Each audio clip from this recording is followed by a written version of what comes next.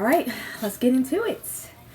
Hey guys, what is up? It's your girl Mackenzie Janelle and welcome back to my channel. Financially stable, make it rain like Mary Poppins, shooting creamy threes. I have a pinty like I'm Bassett.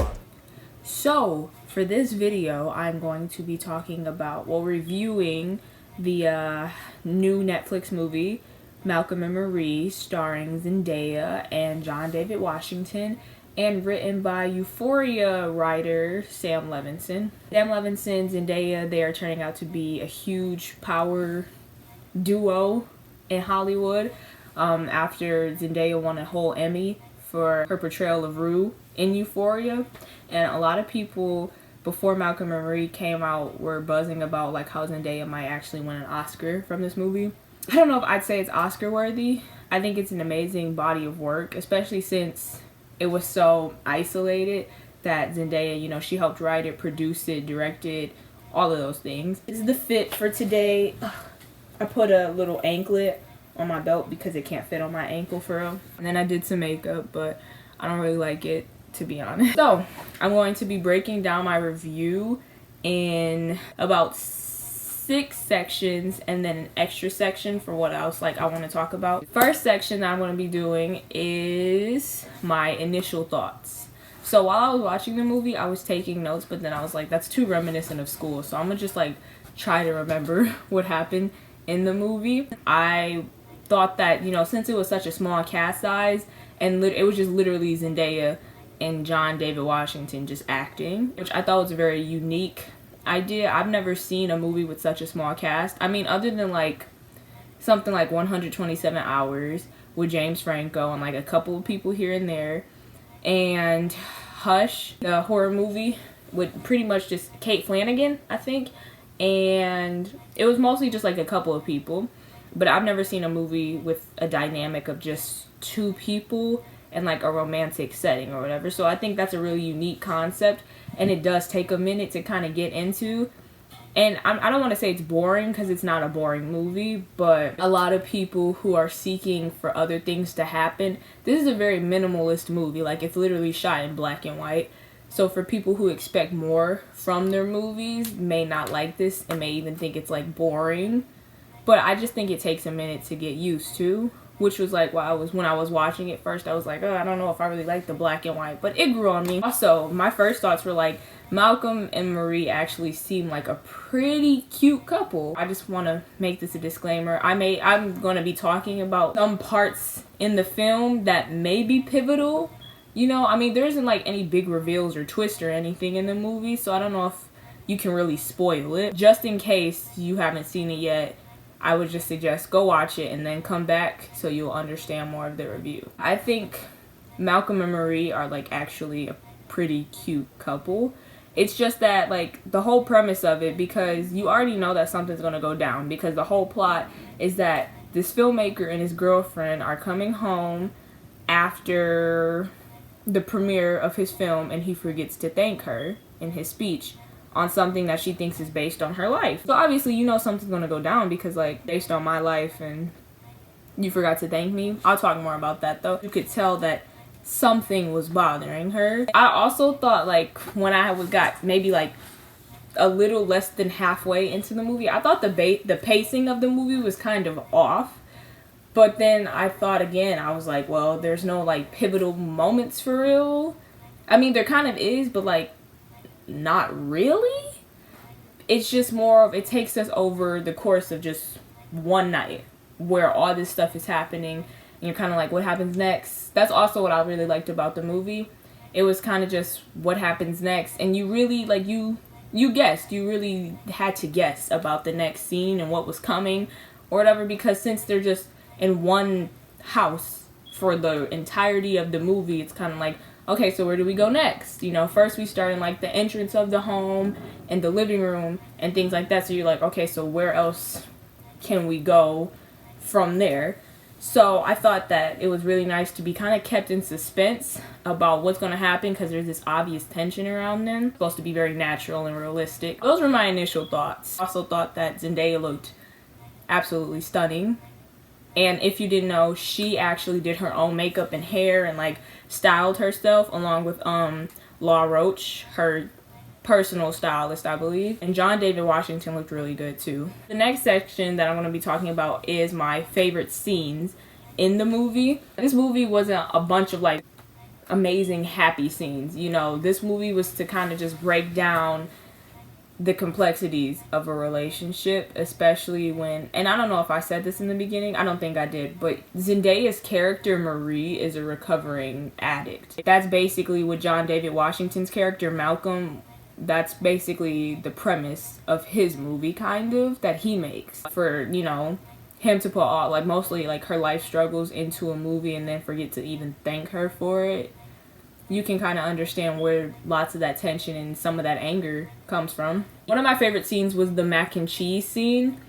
If you watch the trailers, then you know that mac and cheese was like heavily involved in that.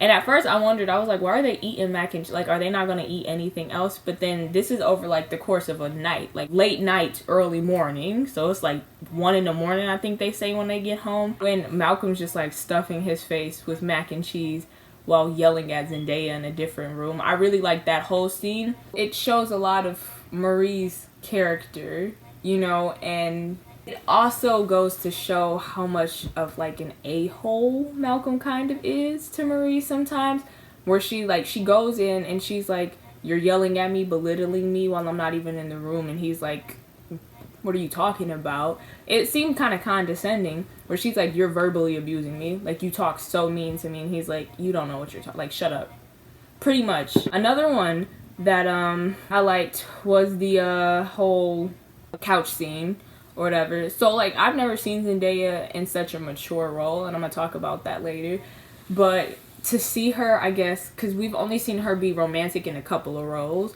I remember in Casey Undercover, when that show was coming on, she kind of had like this flirtation with like this other spy named Brett, but you know, you can't do much romantically in a Disney show. And then in The Greatest Showman with Zac Efron, they, you know, couple kisses here and there, but it's nothing like, I mean, it's not about them, so why would we show them doing that? And then in Spider-Man, again, it wasn't about Zendaya. The premise, it's about Spider-Man. So for, I mean, like, even in the other Spider-Man movies, I think the only one where, like, the character, the love interest was, like, mainly centered was in The Amazing Spider-Man with Andrew Garfield. Ooh, yeah, with Andrew Garfield. And with Emma Stone as Gwen Stacy instead of Mary Jane. Mostly because I think a lot of the story revolved around her. And again, Gwen Stacy does die. But for the Tom Holland Spider-Man, that's part of a whole universe in MCU. So Zendaya as MJ isn't even that much of a like of a main character. It's literally just Peter Parker's crush.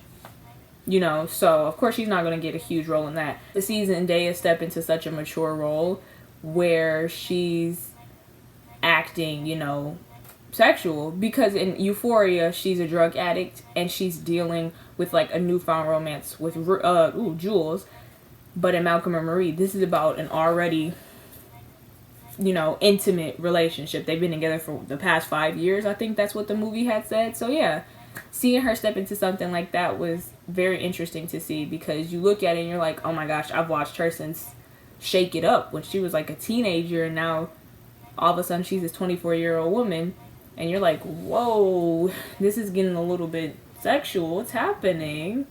But then you have to just remember, she's a grown woman. It's just that she's been stuck into a teenage role for so long that it's hard to see her as anything else other than that. The whole couch scene and all those arguments or whatever, I actually really, really liked, because you can see that it just gets deeper and deeper and deeper into the root of their problems in the relationship. And it also like just shows the flaws of both of the characters, because you think, okay, well, Marie is a recovering drug addict, you know, there's bound to be something there. But also Malcolm, he has some problems too, you know. He's a bit of an a-hole, and he's a bit condescending to Marie sometimes, but it seems like he genuinely loves her. I like how it goes to show that they both have a lot of problems, and through each argument and conversation that they have, it all seems a bit surface level until it's not surface level and it just starts going deeper and deeper and deeper.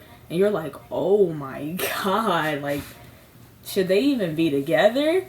Which I think with Sam Levinson, like, all of their, I think that was kind of a goal too, where it's kind of like, you look at this couple and you're like, man, after all, everything that I've seen, should they even be together anymore? I love the scene in the bathtub. Like, John David Washington, I've never actually seen him in a movie before. I didn't see Tenet. I didn't see Black Klansman. I didn't see any of his other stuff. I heard that he was good, and I was planning on watching Black Klansman, but I had never seen it before, so I didn't know what I was really getting myself into. I know that Zendaya is an amazing actress. I just didn't know what he was going to really bring to the table, but he definitely brought it. He definitely did amazing in his role as Malcolm. He played an amazing Malcolm, which, again, that's a whole different story.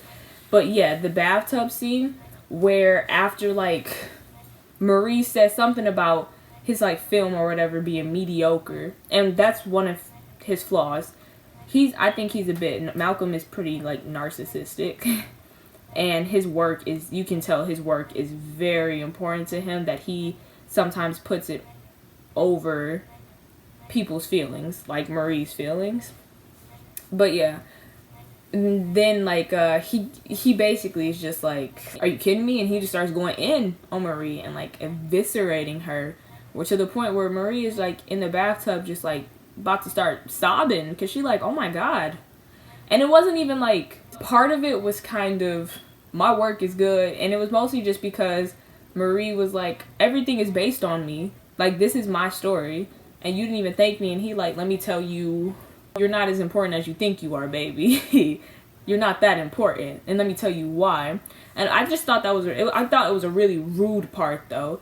And it just went to show that Malcolm his character can be really, really mean. Because in the beginning, it's kind of like, okay, Marie's pretty angry, and she does say a couple of, like, mean things, but Malcolm just kind of seems to brush it off, or he's like, you know, he seems like a really loving, warm character in the beginning, and then all of a sudden we get to this part, and he like, let me tell you why this part isn't about you. You're not special. You're not important.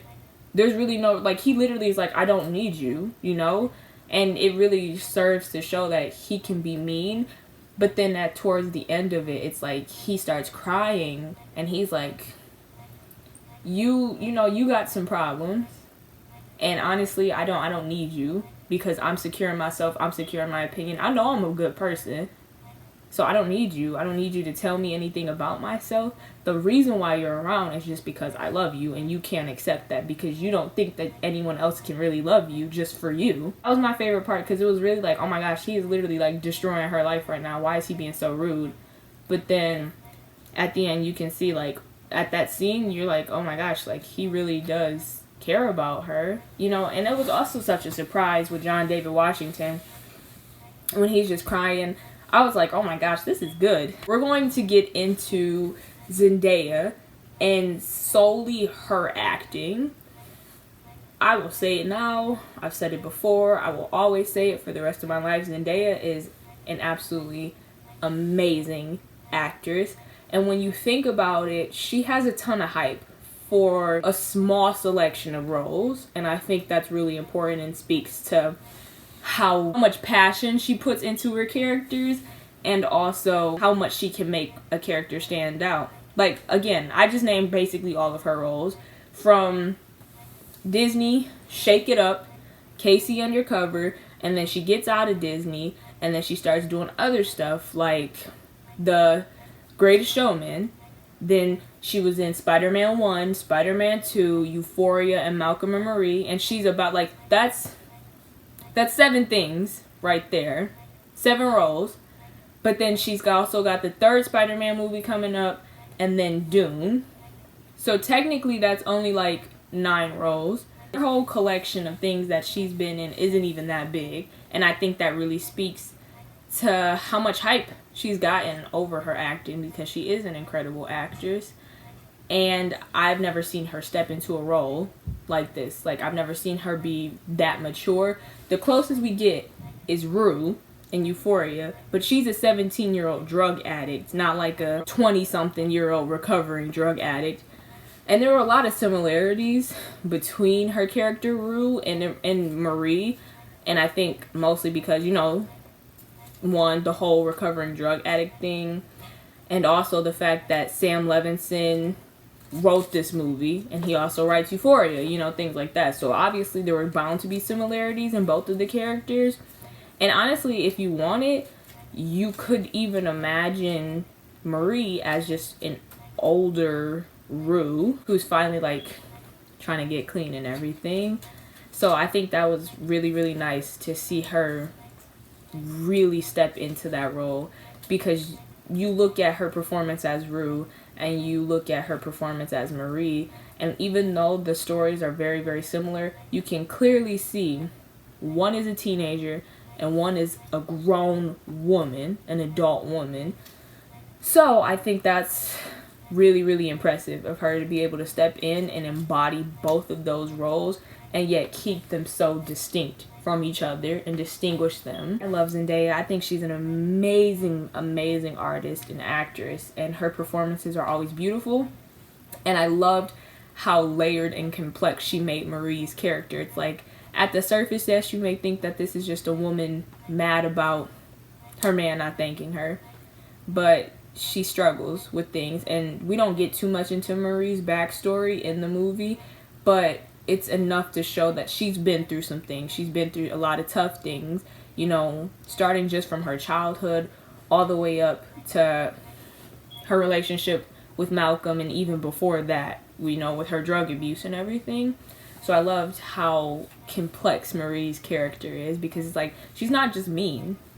She's not just saying these mean things to Malcolm for no reason. She has a lot of things pent up inside of her, and it probably is really, really hurtful to see so much of your experiences laid out like that, especially when it's been such a tragic experiences. You know, there's a part about her, trigger warning, where she almost hurts herself in a fatal way. I think that her character was just amazing. Zendaya really, really made this character, and you really see Marie as a whole different entity. Next section that I want to talk about is John David Washington's acting. One, I didn't even know that he was Denzel Washington's son.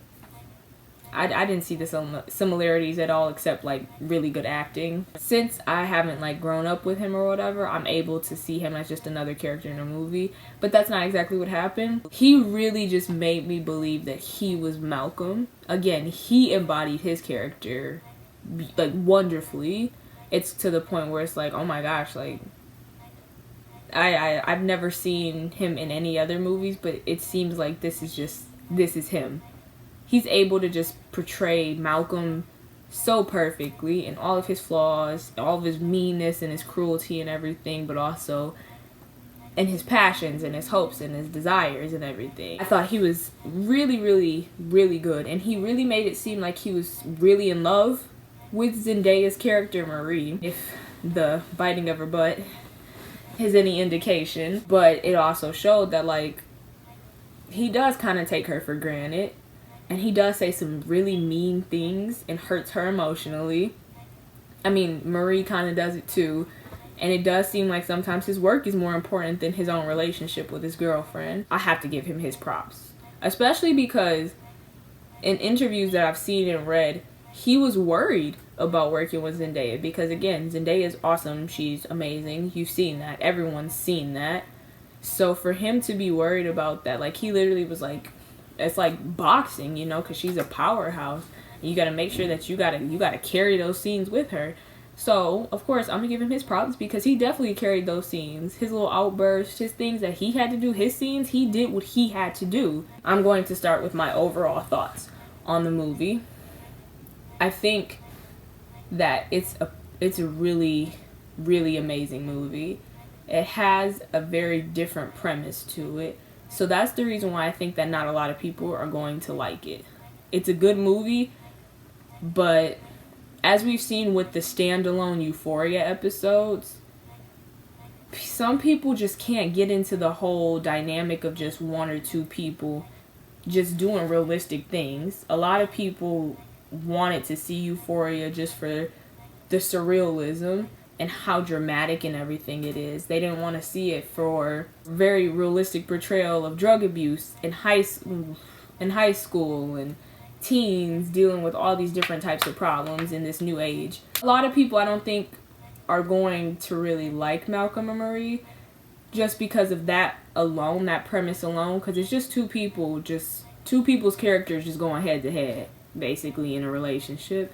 But also the black and white may throw people off, and the way it's shot may throw some people off. I liked it. I personally liked it. I haven't seen a black and white movie. I think if Roman Holiday is in black and white, I've seen that. I think so. Black and white movies just aren't really a thing anymore. It was really cool to see that. I really liked Malcolm and Marie.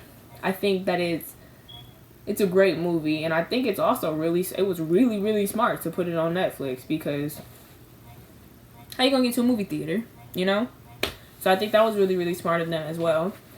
And I love movies where the acting clearly shows through, which is what happened in this movie. Don't get me wrong, I love like a Marvel movie or something, but to just put two actors on a set together and just tell them to just do it, just go.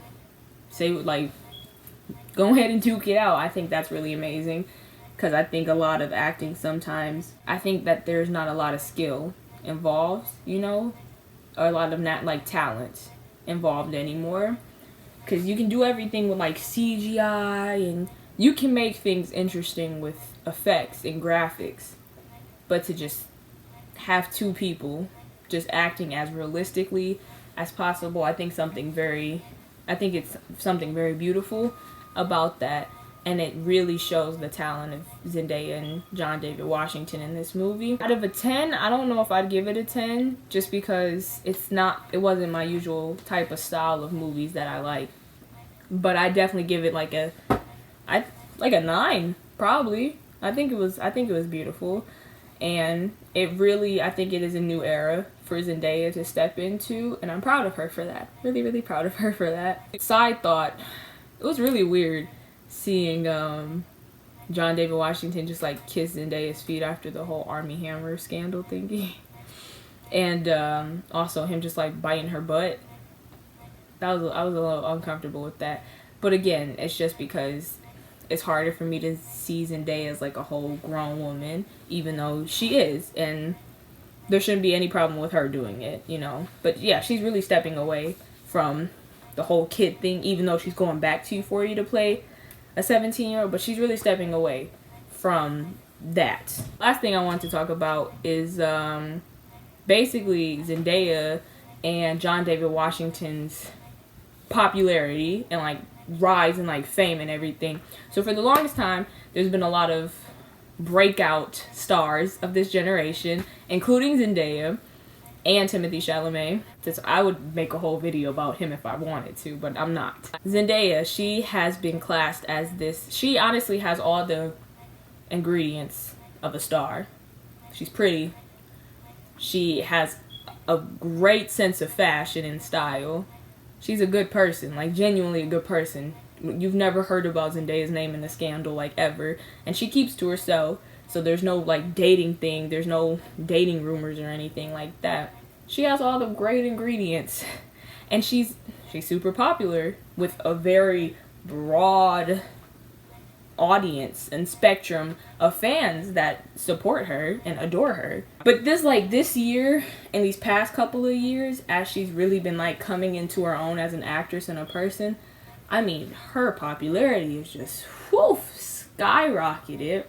And I think a lot of that, one, is due to the fact that she did not fall prey to the whole Disney curse thing. Because as you've seen, when most stars or whatever come out of that Disney factory machine, they rebel. Because Disney is kind of known for creating these young stars and not really equipping them with the skills and the ability to handle that type of fame and scrutinization when they grow up.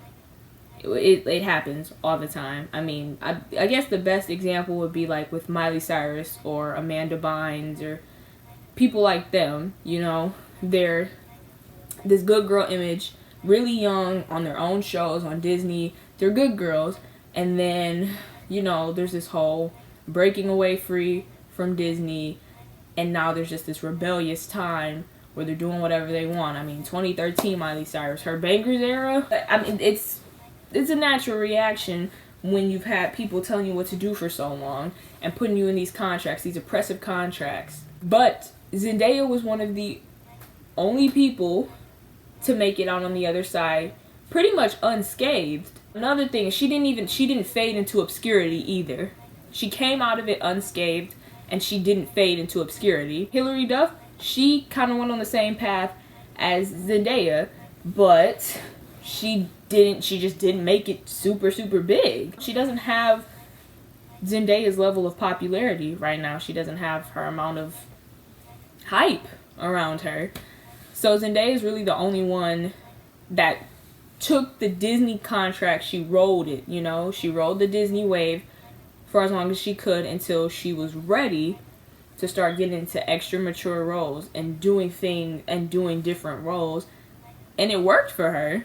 Some people, like a lot of the Disney stars, were just so eager to get away from that Disney box that they ended up just doing a lot of bad things for them that left them on the other side not in a good position. But Zendaya, she did the opposite of that. And that is a huge reason why there's so much hype and popularity around her now, because she rode the wave. She did her thing.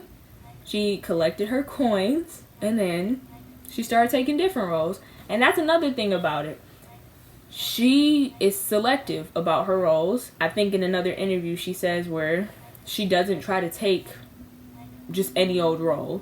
And another thing she said, she did Malcolm&Marie because she was tired of just playing a love interest for a guy, or just kind of being a side piece of a movie. Her movie, she isn't really in any lead movies. She hasn't did any lead movies, you know. And the only shows that she's led herself are Casey Undercover and Euphoria. And every movie that she's did, she's had a romantic interest, a man who the story's more focused about. In The Greatest Showman, Zac Efron was her love interest, and she was Anne, the black gymnast, in a time where people were super, super racist, you know? So she wasn't leading that movie. The Spider-Man movies, again, she's not leading that. She's in it a lot because she's the love interest of the main character. But she hasn't really did any lead roles. And even in Dune, she's not going to be a lead character. She's going to be the love interest for Timothée Chalamet's main character. So for her to finally kind of step away from that and break away from that and to do roles like Malcolm&Marie where it focuses on her as a woman and her doing her own thing, I think that's also a really, really smart step. And it's going to make her even more popular, because even if you don't see her in that many movies and not in that many roles, she'll be getting these prominent roles where she'll be not exactly front stage, front center all the time, but enough where she'll make enough of an impact on the movie to be remembered. She's already kind of secured, like solidified herself as this generation star. Hopefully years and years later, decades later, we'll still be talking about Zendaya just because of the things that she's going to do in her career in the future. I can't talk too much about John David Washington, but what I will say is that he is making a name for himself. His dad is literally Denzel Washington. And honestly, maybe everybody else knew. I did not know that. I had no clue. Mostly because I just don't see a resemblance. If I saw a resemblance, maybe I would have known.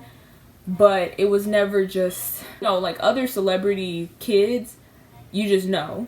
You just know because they're always talked about with, in connection with their parents. Like Kaya Gerber, I literally had no idea who she was until she turned 18. It was like, or maybe it was 16. It was like, Kaya Gerber, Cindy Gerber's daughter, is about to make her modeling debut. And it's like, now you talk about her, and most of the time it's by herself, but it's always, you know, Cindy Gerber's daughter. Cindy Gerber's daughter. John David Washington, I just didn't hear that from him. You know, I never heard John David Washington, Denzel Washington's son.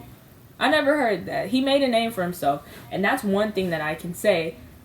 He's really, really, really stepping out as his own person and distinguishing himself from his father.